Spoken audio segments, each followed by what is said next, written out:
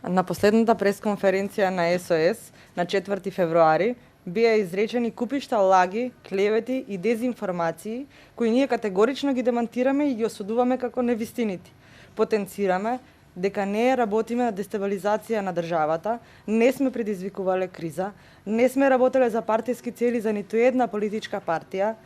не сме наменски создавани пред избори, не сме ги информирале бегалците и легално да ја преминат границата,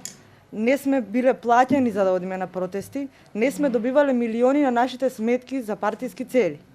Едновремено, изнесените манипулативни бројки и податоци, кои се однесуваат на финансиското работење на нашите организации за 2016 година, а за кои се уште не се поднесени завршни сметки,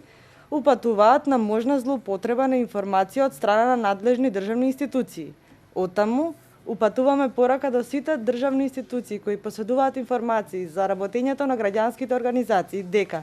не треба да ги злоупотребуваат и да ги надминуваат своите законски надлежности и да не се ставаат во служба на една недемократска хајка против слободоумното граѓанско општество.